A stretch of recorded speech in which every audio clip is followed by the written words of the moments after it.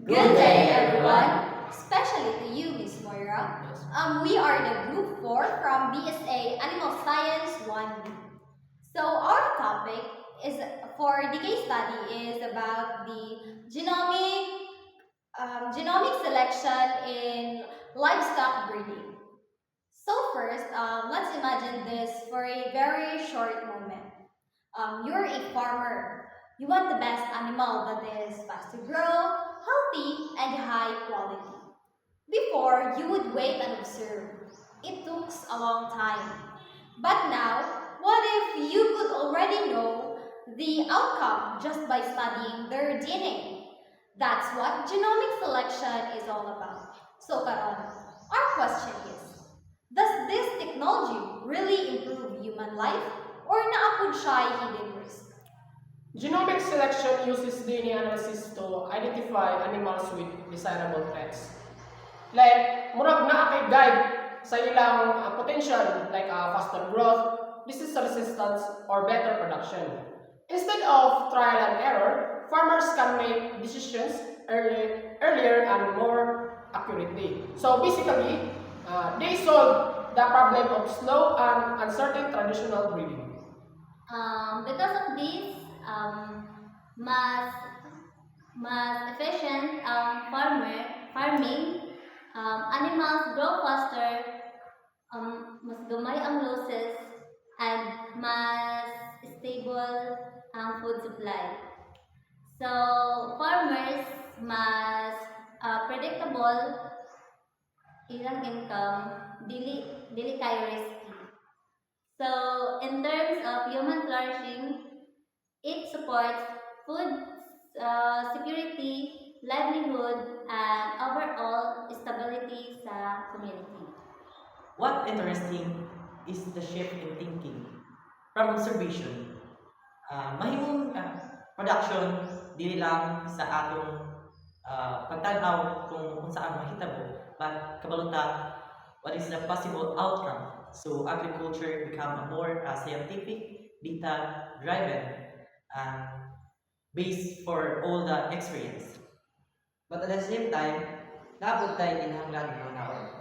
If we always choose only the best, unsa naman ang mahitabo sa ubang traits. One major issue is loss of genetic diversity. Kung sige lang tagpili og same nga traits, maritos ang variation sa animals. Sa una okay ra pero in the long run mahimo siyang risky.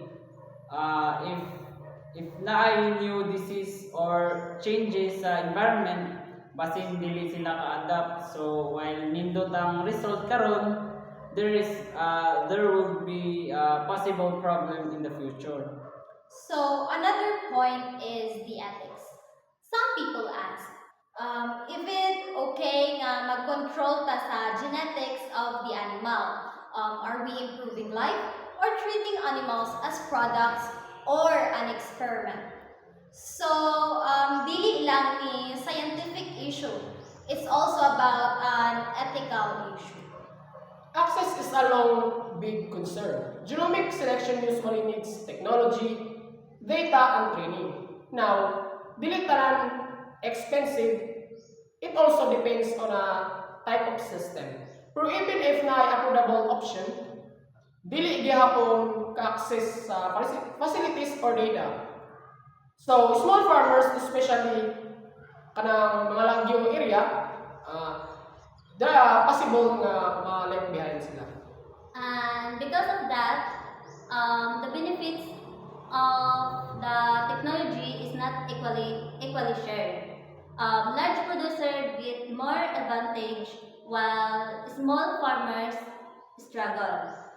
So over time, may mo siyang gap, not just in income, but in opportunity. So technology here affects not just farming, but society itself. So even if high production, dili pasabot nga automatic na adayon ang human flourishing. If naay inequality or they have a possible to the biodiversity, mawala ang biodiversity. then the long-term impact is mahimong negative. Balance gyud ang the most important. To more forward, kinahanglan ang responsible use this includes So, protecting genetic diversity, making technology more accessible, giving proper training to the farmers, and implementing fair policies. Because if it only focus on production, so what about the sustainability? At the end of the day, technology should not only be about what we can do, but what we should do. Kaya kung wala responsibility, progress can lead to problems. So, in short, genomic selection can improve agriculture and support human needs. But at the same time, naapod siya risk that we need to manage carefully. So, in the end, it's not just about better animals. It's about creating a system nga fair, sustainable, and beneficial for everyone, today and for